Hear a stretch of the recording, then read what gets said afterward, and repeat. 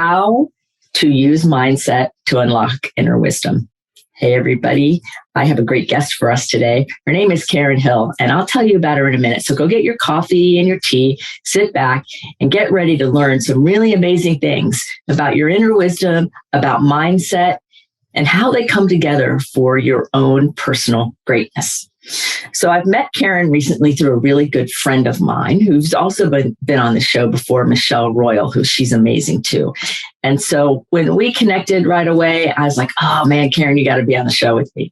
So she graciously is giving us her time today to talk to us about mindset, our inner wisdom, and what can we do to use our mindset to unlock all this great potential within us.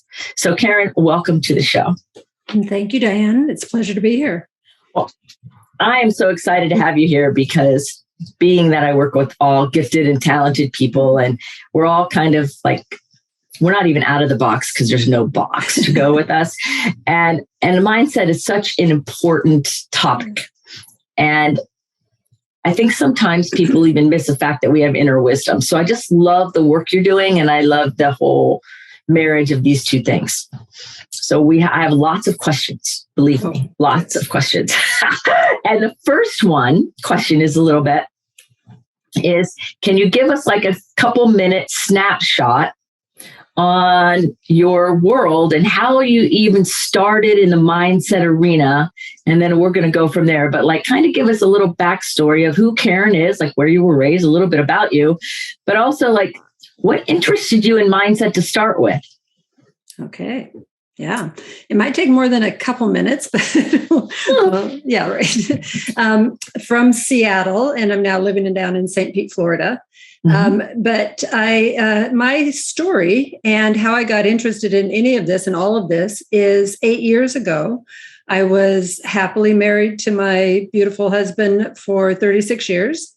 I went away on a business. I was in the world of fashion at the time.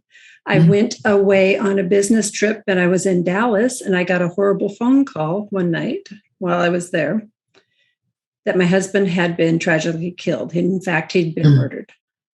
Oh, yeah. So at that moment, my world imploded. My world crashed. My big fancy world just turned into shattered little pieces of glass on the floor. And that was when I went right into traumatic shock, like you would imagine. And because of the traumatic shock, it manifested for me in a very rapid heartbeat.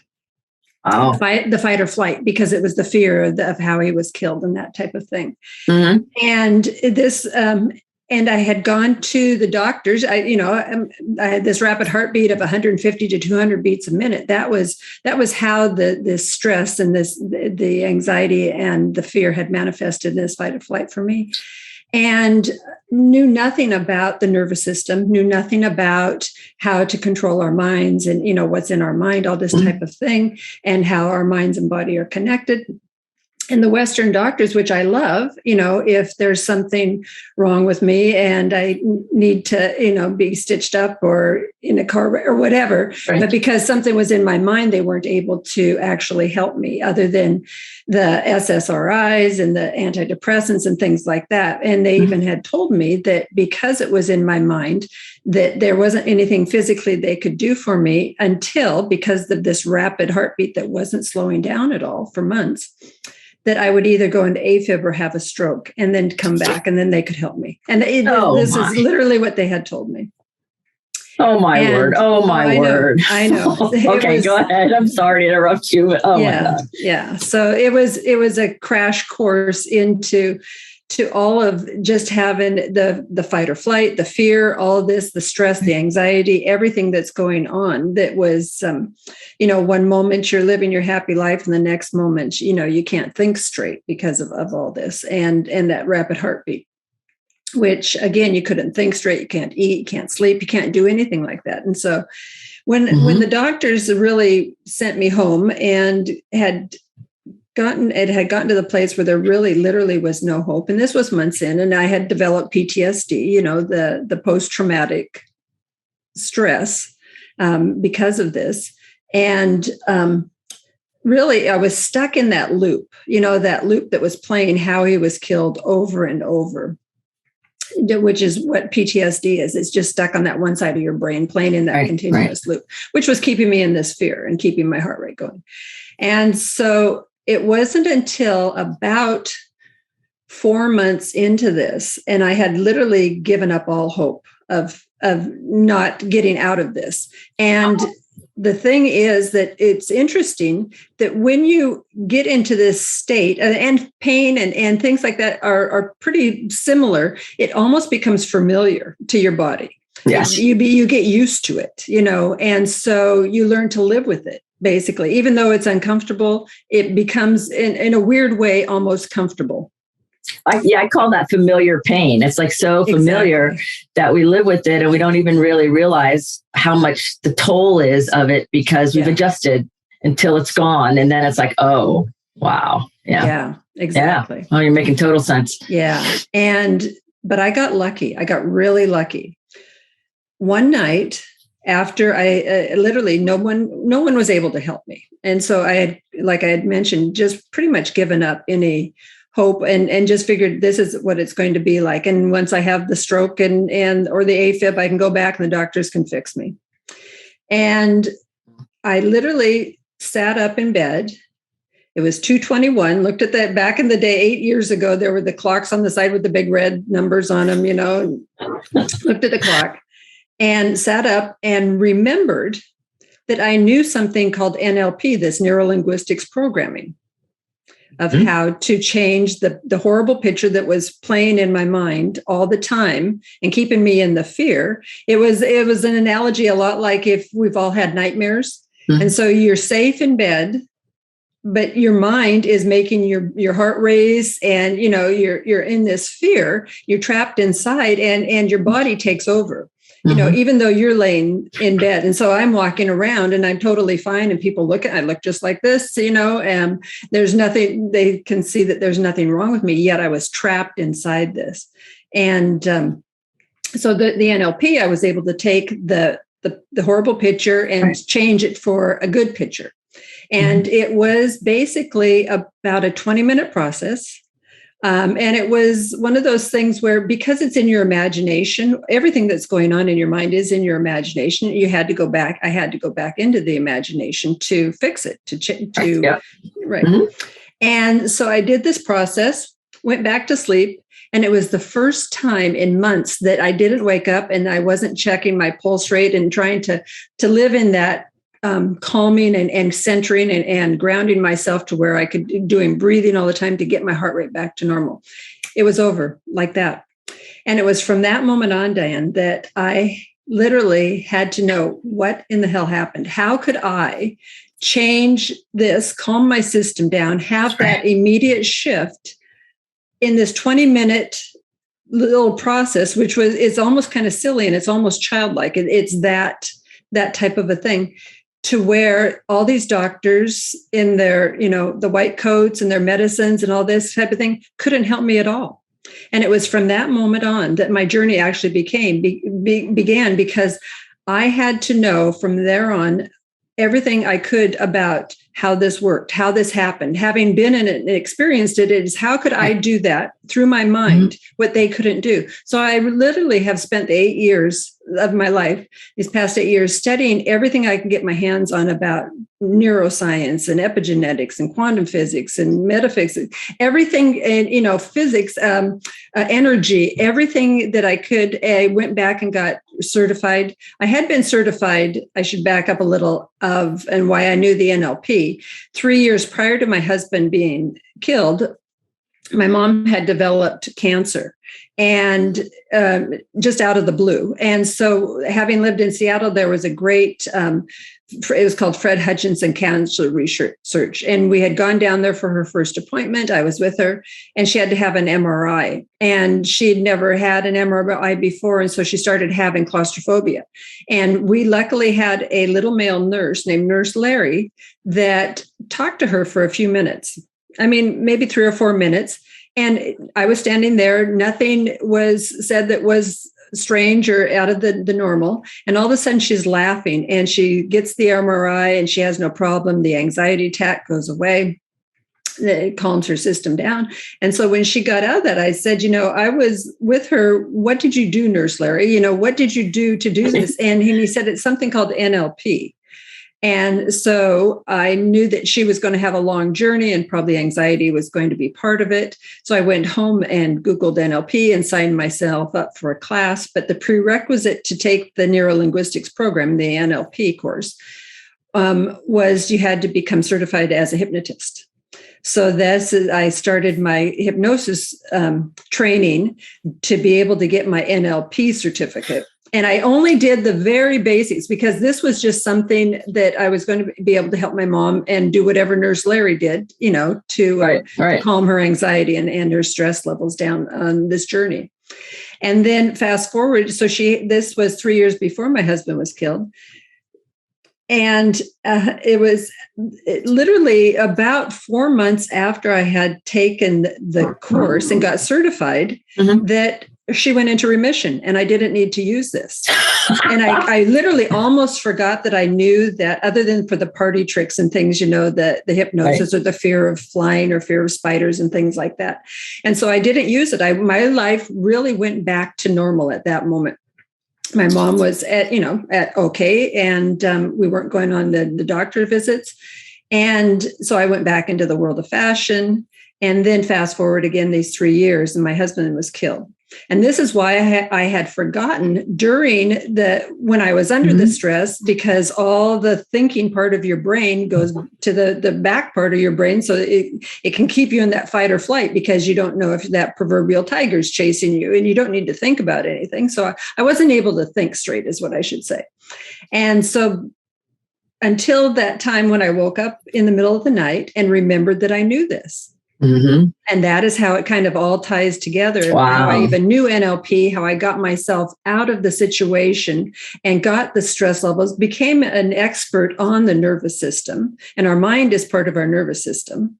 And so that is really the journey that led me here today, and then, and since then, during these last 8 years, I went back and was recertified with more intense NLP, more intense hypnosis, really delve deep, I should say, into getting recertified and getting all my credentials up as high as I could, because it's fascinating to me how the mind and body are connected and they work. It's totally fascinating. And I think it's really amazing how your brain remembered the NLP, when your ego was asleep, so it could kind of sneak in. And then it's like, oh yeah, I know that. Yeah. I've had similar experiences like that where I forgotten I knew what would give me the answer. And then I was sleeping and I woke up, I'm like, oh, and it worked every time. And I love that when it's filed in here somewhere, we just got to have a way to get it out, That's right. And that's such a cool story. I love that. Yeah. I mean, I don't love the fact that of all the grief and all this stuff, but like how you learned something to help your mom that you ended up really not needing, but then you did need later, but you didn't know it then. It's like, I love how the world works. Yes. But like you were just saying, though, that is when we remember is when all the resistance was gone. And that was when my resistance finally gave up, is when I gave up, basically, and when you're sleeping, your resistance is down, so that's why you can tend to remember things in the morning and they come to you at night in your dreams. Right. So I know you probably work with people that have a lot of resistance, conscious and unconscious. And so I work a lot with people with unconscious resistance to change, like they want to change, but they don't really realize that there's this unconscious element, and NLP works really, really well with that. So how do you use your intuition in combination with NLP when you're working with people? Like, do they intersect for you or no, or how does that work? Well, how it works now is that NLP is just one of the tools I have. So that if NLP is a tool that if I'm working with somebody and they need the NLP portion of it, or they need the hypnosis part of it, or they need what I'm really focusing more on now is through the guided meditation and really getting into that inner wisdom. And so it's once, what was your question as far as how do I know what the subconscious? Well, how do you use your intuition in all of the different work that you do? Like, how does your intuitive ability kind of intersect with all these skills that you have? Right. Well, talking to my clients, because everyone is so different. No one has the same experiences. No one has the same issues. So really, it's that communication with my client that really, and listening. I listen to what they're telling me and what they need, and that is where I use my intuition. As far as sometimes it's just a combination of a bunch of things. Maybe it's first of all they have to calm down their nervous system, and the physiology controls the psychology. So once we get a hold of the body and can calm the body down, then we can go into the mind and into the subconscious. Oh, that's great. I love that, because I've heard a lot of people talk about using different things. I know a lot of NLP people, and they'll say intuition has no place. I'm like, well, I think it does have a place in all of it when you put lots of things together to be able to kind of see the path and the road and how it comes together, because nobody I know is like single. Like, we're multifaceted people. There's not ever just one road, so that's really fun how you weave those things together. Yeah. Well, we have all these different parts of us, and you know that because we all say that, part of me wants to do this and part of me wants to do that. And so we all have these all these different parts inside of us. And again, it really, you weave it together because you're listening to your client, and part of them needs something here and part of them needs something there. And so the more tools that we have in our toolbox, we can just, adjust it to whatever they need. Yeah, that's to me, that's really exciting. I call that being technically eclectic. Oh, I like that. Yeah. Like, I got lots of stuff in my toolbox, and I'm technical about how I bring it out and bring it together. And that's what you're reminding me of. It's like, I have a lot of things to use, and then I know what to use when and how. So this might seem like a weird question, but it just popped in, and I think it'll be really fun. Like, okay, so you were in the fashion industry before all of this, and I'm curious, what pieces of your previous life, if you will, your fashion world, are serving you today in your current work? That's a good question. Well, I think it's the people skills, because no matter what job you're in or what field you've been in, you have to have people skills. And so not so much the fashion part of it. Most people aren't really interested in the fashion, when we're talking about the mind and the body. Right. But it's really the people skills, the listening skills, and just the what I've learned in just being around people in general. Oh, yeah, that's cool. Of course, because if you're not a very good listener, it's going to be hard to make any headway. So what is your personal vision? Like, when you're standing here now, a whole career change, a whole life change, like boom, right? So when you stand here and you kind of look forward, what's your vision for Karin and Karin's work and Karin's life, your personal life? Like, what do you see as you kind of keep walking forward? Right. Well, what I see is my ability to help, and what really is drawing me and keeping me here and really drawing me forward is my ability to help get people out of the suffering and out of the pain. Because when I was stuck there, when I was in that period of time, that I kept asking people, I said, there has to be a manual. Somebody has had to have done this before. And I couldn't find it. There was nobody that I talked to that I could find that actually had the steps and how to get out of the suffering and the pain and the anxiety and the stress.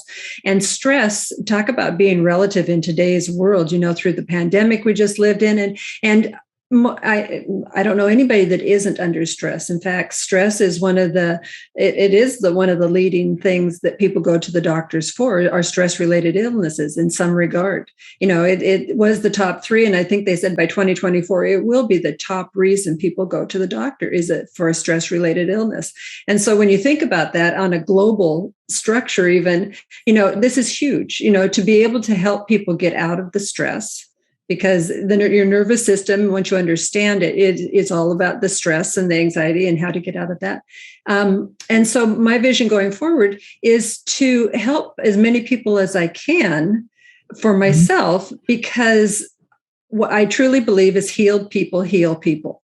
And that is where, I wasn't given this journey for anything other than to help others is my true belief. Mm-hmm. And, it's that feeling like you've stepped in a hole and somebody gets you out. Your human instinct is turn around and hand your arm to the next guy and hold them and bring them up with you, to help them out. And there's that something that happens when we've had experiences like this, I think, to everyone, that once you've gotten to the other side, you want to share how to get others out of their situation, whether it's, the stress and the traumatic stress even of being bullied or something. It doesn't have to be a very traumatic experience, but to get us into these stressful situations. Well, right. And correct me if I'm wrong, but it doesn't have to be really big and huge to get stuck. Like, when you were saying where you were just stuck in that and the doctor say, we'll come back when there's a physical thing. I've heard, I had a stuck time years and years and years ago, and the doctors told me, this is a quote, women are like dogs, just go rest and lay in the corner. And just like a dog, when you feel better, you'll start moving around again. And whoa. Just for kicks, I thought I'd share that. So I understand that stuck in our mind, and then people like there's no answer and nobody really knows what to do. And so by you doing this, you're kind of creating the manual for people. Yeah, and that was what I kept thinking, because my mind just kept going back to, where is this manual? It's like, maybe this is my journey that I need to create the manual. And that's, I haven't written an actual manual, but there are the steps and all of the things that I put into place and all the tools that I use, that it is a manual that I now have to be able to help people, whatever their situation is. Yeah, right. That's really cool, because we can get stuck in so many different ways. Oh, yeah. And that when we are stuck, or the perception of being stuck even, then I think that increases the stress level that was already there from the stuck. Right. It does. Yeah. And this is where the meditation, the guided meditation, it's a different, when people think of meditation, they think of just clearing the mind. But instead of clearing the mind, what I do is help people think clearly.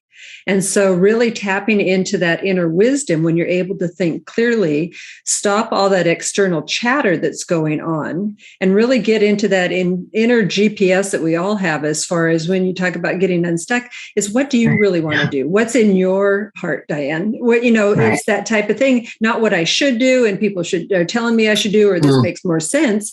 But, and I'm seeing a lot of women, especially right now, since the pandemic, especially that might have been in corporate jobs, that are going, there was that awakening, because I don't think there was everything bad came out of this pandemic. I think a lot of good came out as far as waking people up there is more in life, and that, and this isn't all there is, and really getting into that deeper level of themselves, even of what they really want, but they don't know how to find the answers. And so I help them find the answers by quieting all that external chatter and really getting their mind clear and hearing that inner wisdom that we all have. We all have an inner GPS that we just sometimes don't hear, because there's so much outside noise that's louder. And our inner voice is very still and very quiet, but it's always there.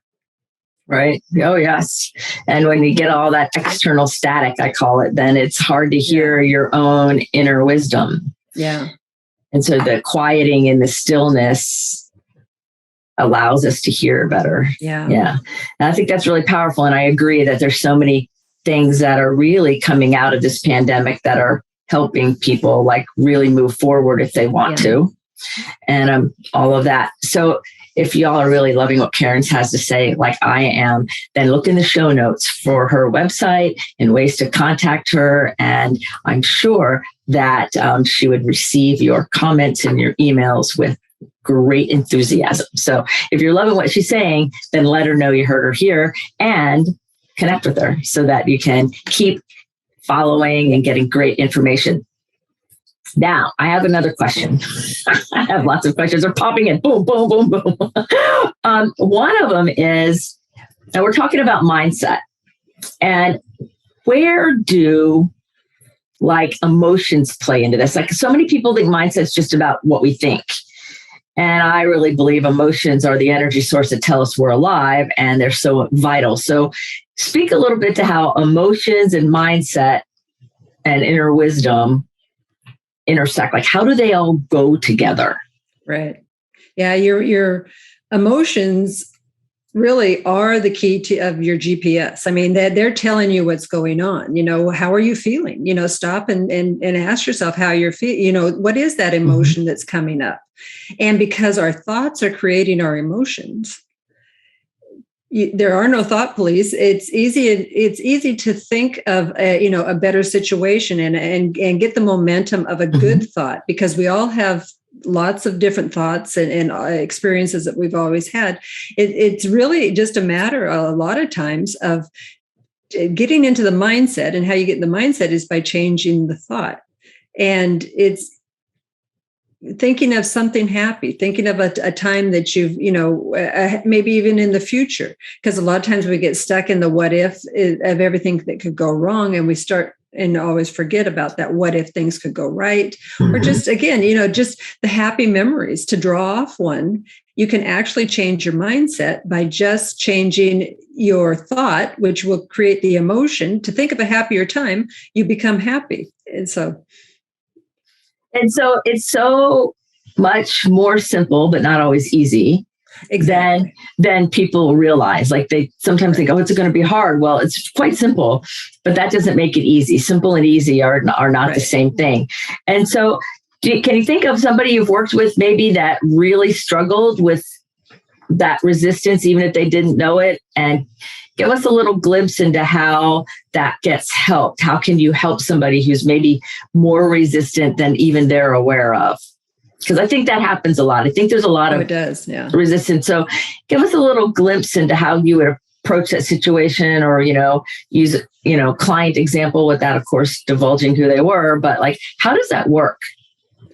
Right. And I'm actually working with someone now, one of my clients, and it works by going back into what's really in their subconscious and picking up on the words in their subconscious, because the subconscious holds all your answers, and so by really going in and understanding how the language of the subconscious works, because it doesn't speak English, it speaks through our senses. And so, and all the memories we have is, through your, through your taste and your sight and, everything, because everything's vibrational. So it's all in your subconscious, is all through your senses, is how we interpret it. So if somebody will start talking to me, and the client that I'm thinking of in particular, she kept going back to certain words would pop in and certain phrases would pop in. And by really paying attention to what the words that the subconscious was using, the ones that were really important to her. And there's a physiology that changes when people, once they've tapped into their subconscious. And so when you hear that, when you see that, that you're there. It's like trance without having, going into formal trance. And so it is through talking to the subconscious and with her and finding her words. And all of a sudden, she was going, it turned into a silly situation, something that was causing her stress and anxiety for years now, by seeing the different perspective and seeing what her subconscious was really trying to tell her, but she had never listened to, because she was using the analytical part of her mind to kind of make sense, and reason. Mm-hmm. And the subconscious doesn't reason, it just wants to help you, but you have to be able to speak the same language. Oh, that's interesting, because the subconscious doesn't use language, doesn't use English in our case. It uses the senses. And so if you try to interpret what the subconscious is saying with language, it's like the wrong tool. Yeah, that's why people...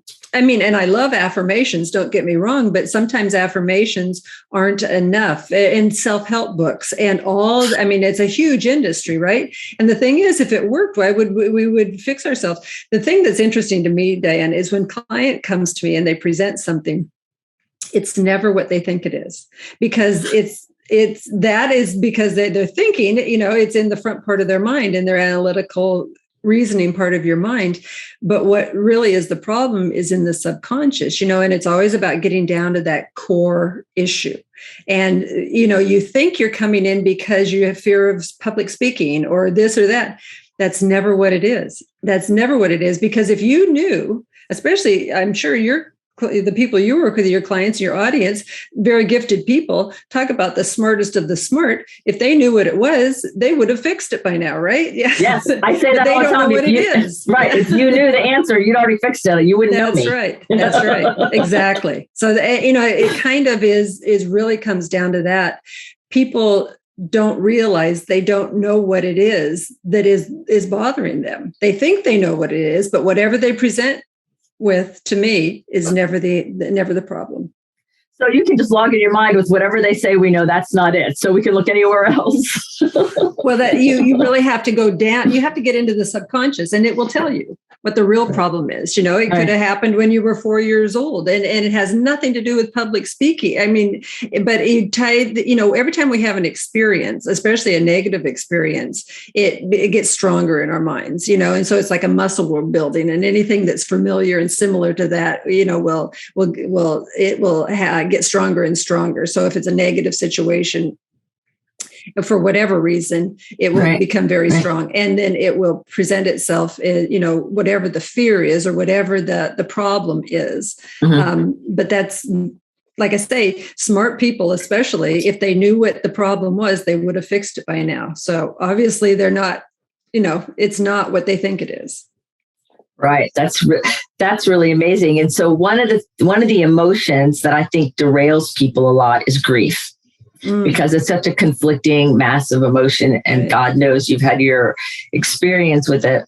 And so how can somebody take all the conflicting, massive emotions that go with grief and use it for their benefit to help them access their inner wisdom and use their mindset? Like, how can they flip the script on the grief and have it like send them forward versus holding them back? Yeah. There was there's actually, it made me remember there's a meditation that I do, a guided meditation, which is an experience, that going inside. And I just recently did this with a client who was stuck in the grief. I mean, she was really stuck in the grief, but we took her through the meditation to a bench, and her loved one was there, and gave her that time, that quiet time, to actually ask the questions that she'd always wanted to ask and hear the answers and hear the conversation, having a conversation with whoever she was stuck in the grief with. And it's a process more than anything, rather than just, do this type thing. And when she came out of it, she was changed. I mean, a lot of the emotion comes up, and the tears and things like that. But she said she was able to get on with her life because she finally was able to have all the questions answered that she was stuck with. But again, grief is it's stuck in a part of your mind, a part of your brain that hasn't finished processing. Right.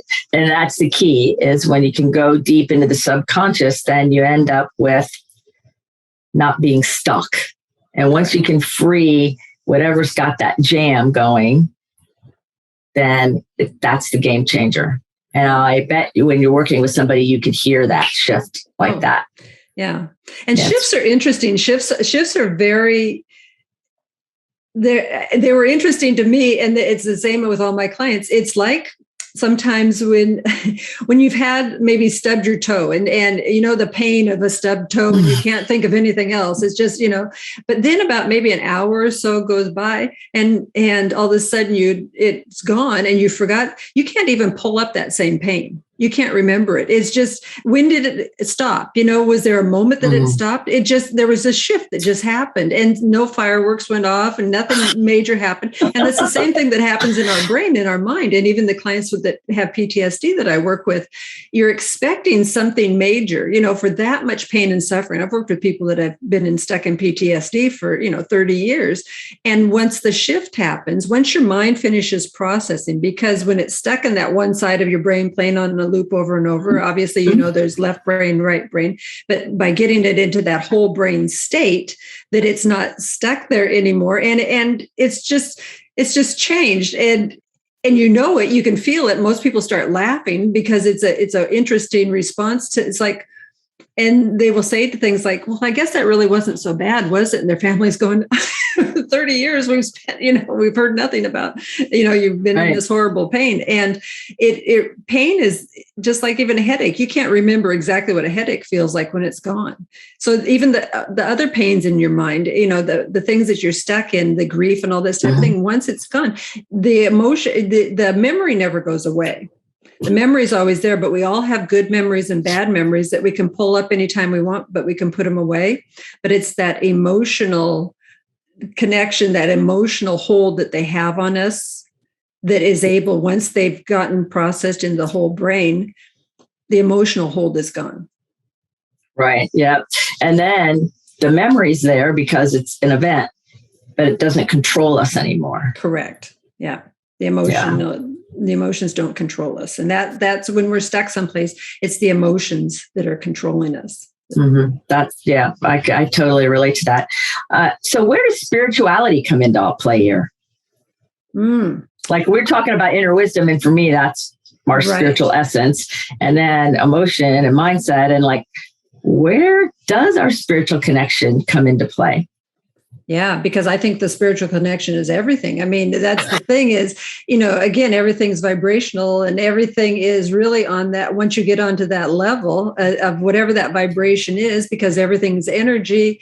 And so spirituality to me is everything, and it's really getting your mindset right, is getting, and your GPS all tuned up and right, is getting on the same wavelength as your source, whatever we call it, whatever you want to call it. And so that is to me where the spirituality plays, that once you get your body calmed down, once you get in touch with that inner wisdom, once you get in touch with that still small voice, that gut instinct that we all have, the gut instinct is the spirituality, that is where you know that you're on the right path or the wrong path. That is your spiritual guide that will tell you, we all have it within us, that if you're on the wrong path, it doesn't feel good. When you're on the right path, you know it. You can just feel it.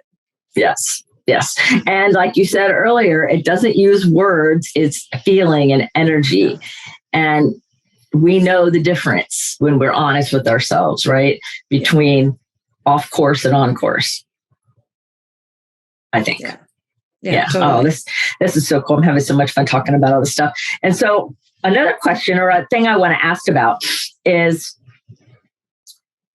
if we could imagine like lots and lots of people waking up in this way, because that's what I consider. I consider the work you're doing helping wake up parts of people that are stuck or sleeping so that their light is brighter and their life is more full. And as a twice exceptional gifted person, one of the things that gifted people really struggle with is when there is a really strong pain, they feel it exquisitely different than a neurotypical person often.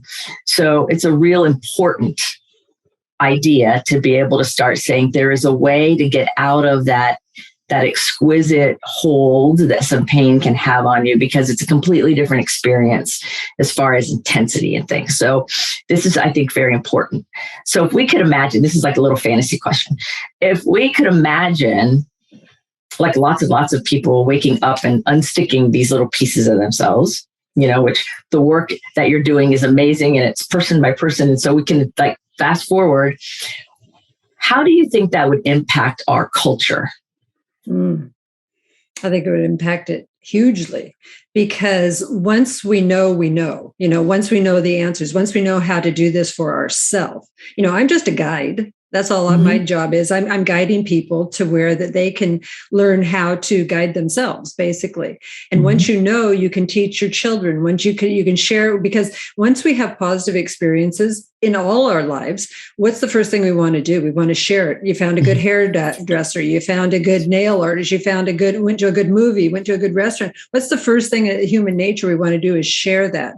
So when we can know how to, when we can learn how to make ourselves feel better, truly make ourselves feel better, really get in tune with our bodies and know how to control our emotions and the energy, that we want to share it with others. And so there's that, is it the butterfly effect? Is that what it is? That ripple that, yes. And so the world is so hungry and thirsty for this. led meditations at a women's retreat last month. And these were women that were saying a lot of the same thing. There is a conscious awakening that they're having, and they're all looking and thirsty for some of this self-help, the real inner self-help, to be able to share it with others and to change their lives. And it's the impact is huge, I believe, as far as what this can do. Once we've changed ourselves, we can't help but change others. Right. And not only because we want to share it, but also because when our vibration changes, it inherently changes everything around us. Yeah.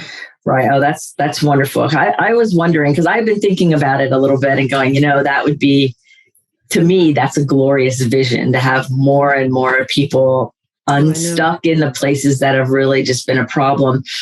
And that would be beautiful. Yeah. There's so much suffering that's going on, and anything that we can do to help the suffering, that I think would be, So totally true. So what inspires you? What keeps you going and inspires you personally? The journey that I went on. And so it was like, I was given this for a reason. And, that it wasn't my choice, but because of what I was given, it keeps me going on every time I work with somebody and I make them feel better. And I instantly whether it's getting out of pain or stopping a headache, there's all sorts of, again, different tools, and that for whoever I'm working with has different needs. And once they can get out of the suffering, it changes. And that's what keeps me going. And that's what I see. Yeah, that really is my, I believe that it's why I'm here now, to help people stop the suffering. That's really, really cool. So I have experienced your work. And it was really fun, because you're correct. The answer isn't what I thought it was. In fact, it was totally not anywhere near in the realm where I thought it was. And I already knew it wouldn't be what I thought it was. And it was still surprising. Like, I already knew the rules, and I already knew it wasn't going to be what I thought. And I already knew that everything I thought it could be, the whole list of things, it was none of those. I already knew all that. And it was still surprising. And it was very profound. And so I want to thank you for sharing your gift with me and for sharing it with other people, because I think it really does help change things in a tangible, real, meaningful way that impacts your life forever. And so I want to thank you and share that with everybody, that, I try everything. I'm like Mikey, I will try just about anything. And I'm like, okay, I already know it's not going to be what I think. And then it was really not what I thought. And I'm like, wow. And so then I was journaling and writing and processing about it. And I'm like, oh, well, this is kind of interesting. I could see where that would be a thing. And just a little while ago, before we started recording, like a couple hours before our time, I was sharing with somebody about some kind of historical frustration with something or whatever. And I keyed into that whole thing that we uncovered. And I'm like, oh, that's hooked here. There's a tendril there.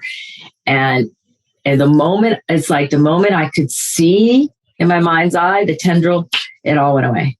Wow. And I'm like, all right, well, this is like even cooler than I thought. I knew it was cool. Now I think it's all done in your mind. Yeah. And it was all in my mind in this moment, in this conversation. And I was not even directly talking about it with that person. I was talking about something related to it. And I'm like, this is really fun. Oh my God, I'm glad I get to interview Karin. Like, oh, this is even more fun. And so if you're thinking about wondering what to do, then call Karin and have her work with you, because you will be transformed even if you don't realize you need to be transformed. It's really kind of fun. So is there anything that you wanted to share about, or that I did not cover, that you would like to share with everybody before I, close out with our final question? Yeah. I think what I really want my message to be is there's no need to keep suffering. It's that internal suffering that, behind the closed doors suffering, that we put on the front and we look fine and go out into the world, but know that there is help to really get into that internal suffering, and that life's too short. You don't have to suffer. There's so many ways out. That's a beautiful message. And it's true. I think some people, I think somewhere along the line, people we learned culturally that it was noble to suffer and noble to be the martyr and noble, and it's not. Especially as women, Yes. Yeah. Especially as women. You're right. So it's not noble to suffer, y'all. So if you're suffering or better yet, you're a gifted person with all of that silent pain that nobody can see, but is in there, go to the show notes, go on Karin's website and contact her. And you'll see, like I saw, with all the work I do on myself, and yet a new cool layer of something to free myself. So you too can do it. She's willing. So you got to be willing. So there you go. So your final question is, if we were going to put a billboard up that the whole world was going to see with Karin's message on it, what is that message? I think I shared it with you earlier. It's healed people, heal people. Beautiful. Healed people, heal people. You heard it here, everybody. Thank you, Karin, for being on the show with me today. Thank you for sharing your wisdom and your time and your passion with us today. Thank you, Diane. I appreciate it. Remember, everybody, put your face to the sun so the shadows fall behind you because you're a rock star. You're here on purpose with a purpose.